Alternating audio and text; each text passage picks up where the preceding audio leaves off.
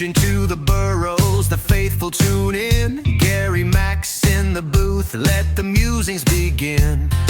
Orange and blue, through the highs and the lows, breaking down every pitch, cause that's how it goes. It's MetsMusings, where the stories ignite. A recap, a rant, and a Saturday night. Stats and passion, a voice fans trust. All for the team that's forever with us. Hello, everyone, and welcome to another edition of MetsMusings. I hope you all had a great 10 days or so. Well, it is here finally. Spring training is here today as we record this early in the morning. In a few hours, we will be getting some Mets baseball on SNY. The first spring training game of 2026 will be broadcast, and we will get to see hopefully some of the 2026 Mets. We're going to see a lot of scrubs. You're probably not going to see any of the regulars at all. Maybe not, but we shall see how that all shakes out. But it's going to be exciting just to see baseball, especially with the news of a blizzard possibly coming to hit New York, and to see 80-degree temperatures will be quite nice. And unfortunately, we are stuck in this mess of a winter. Go away already. Go away. It's time for spring to come. Let's get rid of winter. I can't stand it. But there's some news coming out of Florida. Steve Cohen had a sit down with Howie Rose, and he said that he described last season as a roller coaster, especially the off season. As people went, people came, new people came. He said change is hard, but it's a necessary evil.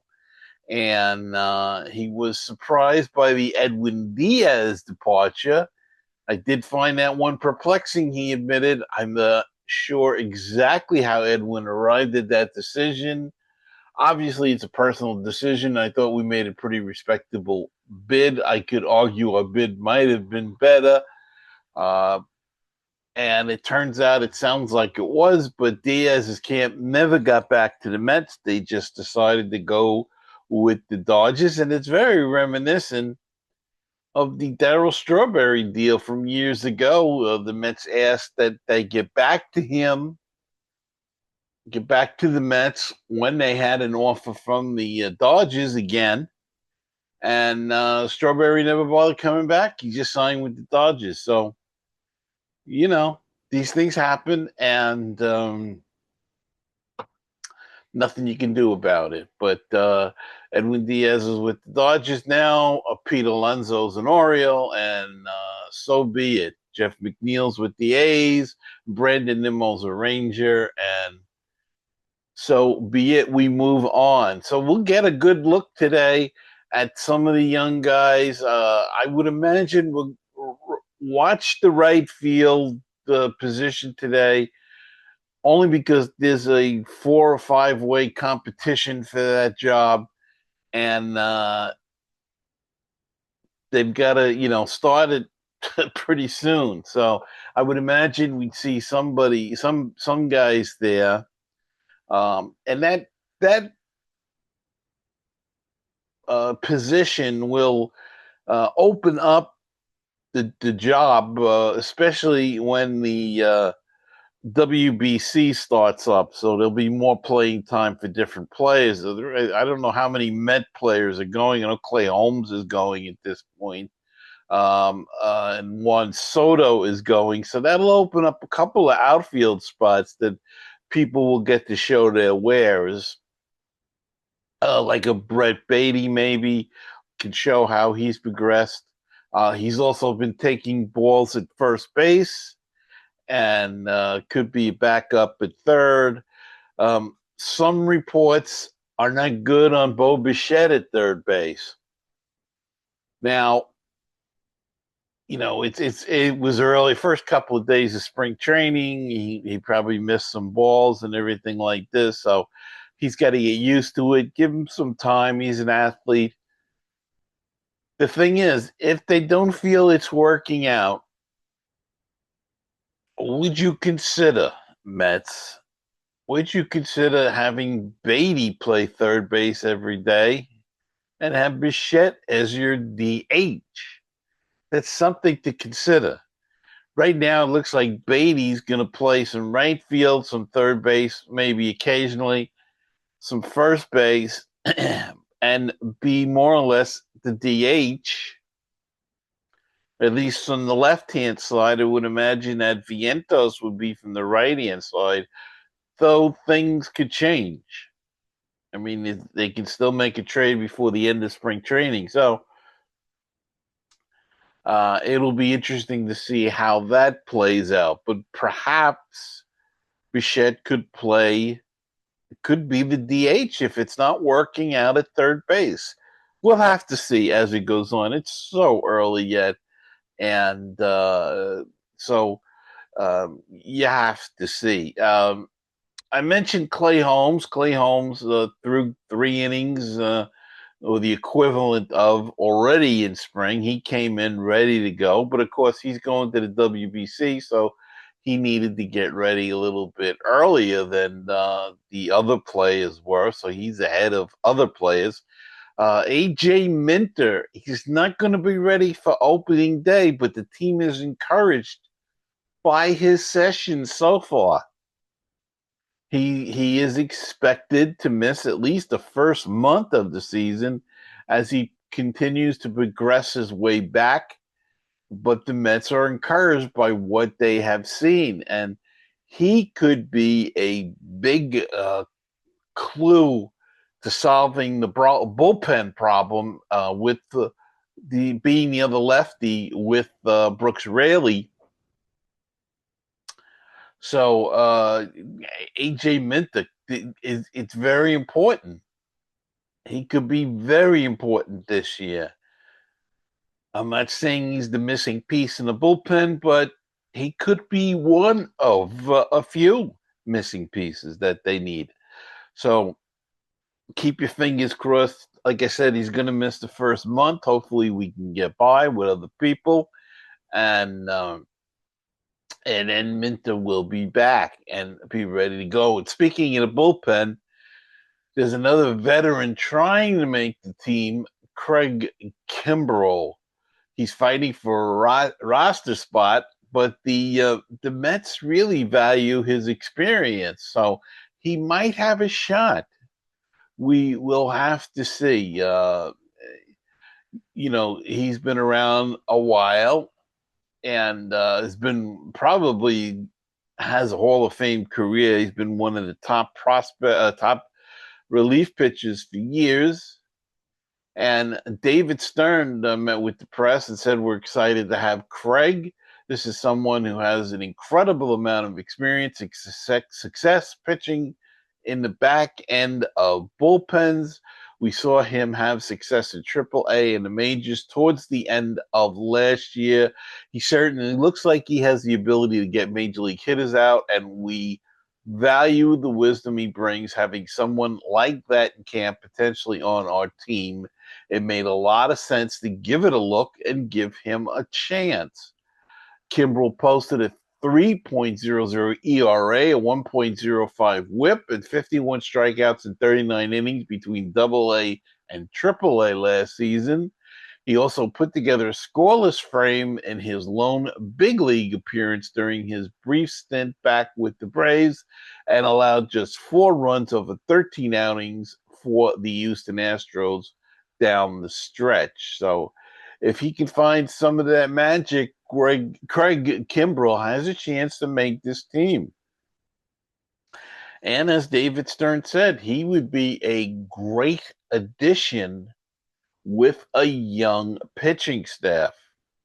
he could work with these guys, work with a guy like Dylan Ross or uh, even some of the starters, Winokur, and just to see how a veteran works, how he goes about his business, a Christian Scott, guys that may be in the bullpen or maybe swing guys, you can learn a lot from veterans, and if they're smart, they will take heed and hear out what the veteran Craig Kimbrel has to say.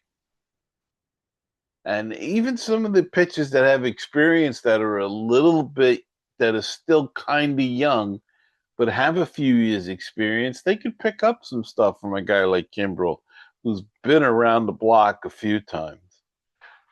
All right, that's the news so far. Let's take a break, and I'll be back right after this. Hi, this is Leonard Hollywood Aberman, and I'm here with my dear friend and co-host on the Baseball and Barbecue podcast, Jeff the Oak Coot Cohen, and you're listening to MetsMusings with Gary Mack. For baseball histories, stories, and great interviews with authors and players, listen to Baseball and BBQ. For barbecue, we have great pitmasters, recipes, interviews. Just great things. Listen, there's baseball podcasts, there's barbecue podcasts, but there's not a podcast that has both. We do. You're going to love it. Baseball and barbecue, great guests, decent hosts, but you're going to love it. So yes, tune in. We have a lot of fun, and it's available on all your podcast apps.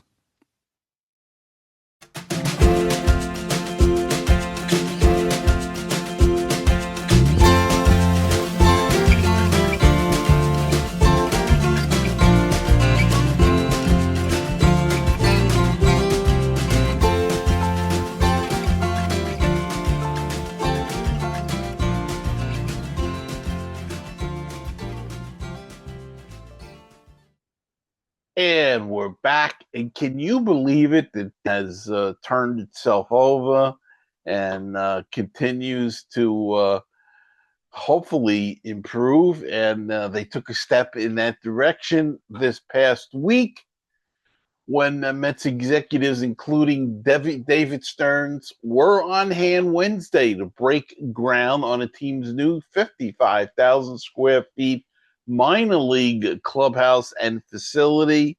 The previous complex has been there since 1988. Once completed, the facility will include a 7,000 square foot weight room with cardio space, including turf and gymnastic flooring, a clubhouse with 180 lockers, a hydrotherapy area, including hot and cold plunge pools, treadmill pools, and extremity tubs, a training room, a batting cage, a turf field, a dining room with a full-service kitchen, and a multi-purpose room.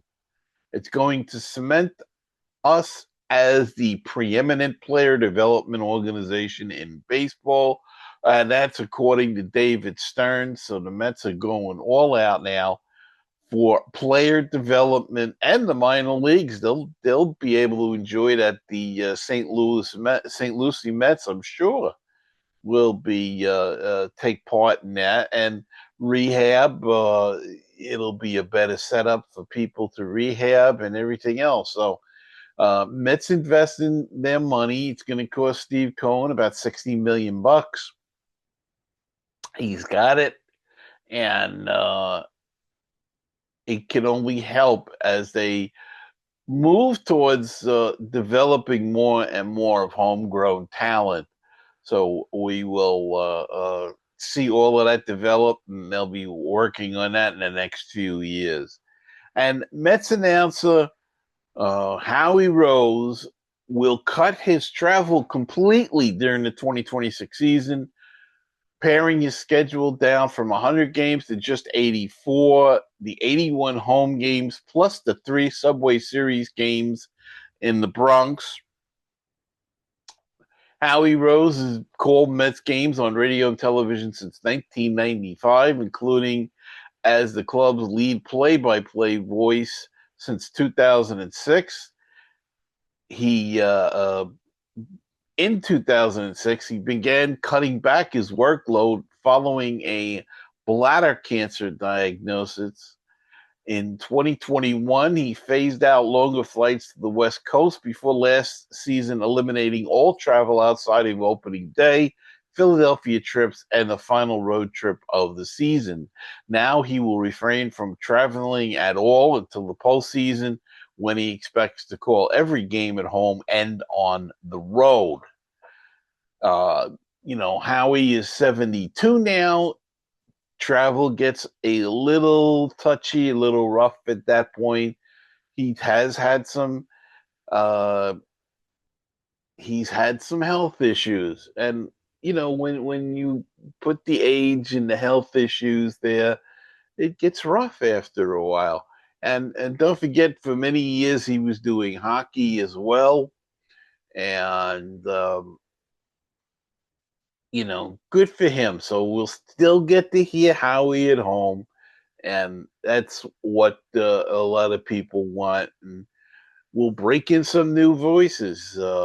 Keith Rad, of course, will be on the road, and McCarthy will probably join him when Howie Rose was there. Maybe they'll bring in Daniel Murphy more, or some other people like that, to be with Keith Rad when Howie Rose is not there. But good luck to Howie. And like I said, at least we still get to hear his terrific calls of the ball games. And Howie's been there a long time. If you're a Met fan, a younger Met fan, all you heard is Howie Rose and Gary Cohen. And for us older guys, we remember Lindsey Nelson and Bob Murphy and Ralph Kiner, of course. And for many years, the Sounds of Summer was Bob Murphy coming across the radio. That was our Sounds of Summer for you older fans. And for the younger fans now, it's Howie Rose coming across the radio. So you connect these things to your life if you're a lifelong baseball fan. And that's what's great about the game, because you can make those kind of connections. So Howie Rose still be there with us, hopefully for many more years on a limited basis. And finally, right-handed Griffin Canning, who the Mets should have signed but did not, who had a solid season going last year before being injured with an Achilles injury. He has signed with the San Diego Padres, so good luck to Griffin Canning. I love the job he did last year. I really wanted the Mets to bring him back, but they decided to go in a different direction than him. And good luck to him, except when he's playing against the Mets. So that is going to wrap it up today. I want to get this show in the can so I can go sit and watch the ball game at 1 o'clock on SNY, 1:10, whatever it is, starting time. So you should do the same as well. So go check it out, and you can check out the schedule. I believe they're on Tuesday and Wednesday of this week coming up. So there's a Spring TV schedule online. Go Google it. And New York Mets Spring Training TV schedule. It'll come up and it'll tell you what games are going to be available. Let's see. I think it's today, and I think Tuesday, Wednesday, and I think next Sunday. But don't go by me. Go check it out. And go USA men's hockey. Congratulations to the women's. Ice hockey won the gold medal in the 2026 Olympics on an exciting play at the end of the game. I don't know if you saw it or not, but they tied the game with like two minutes left in the game went into overtime against Canada and beat them on a just a beautiful play. And go check it out if you haven't seen it. Go watch the replay of that. And of course, now the men are going for the gold in ice hockey against Canada as well. So let's make it 2 for 2 against Canada and go USA. And as I said, Mets Musings, a podcast. It's available on Spotify, Apple Podcasts, Google Play, wherever you get your audio and video podcasts. We are there. Go check it out on YouTube and Rumble and wherever else you may get your podcast. So until the next time, remember, keep the faith, stay optimistic, and let's go Mets. And I'm Gary Mack, and I'll see you next time on another edition of Mets Music.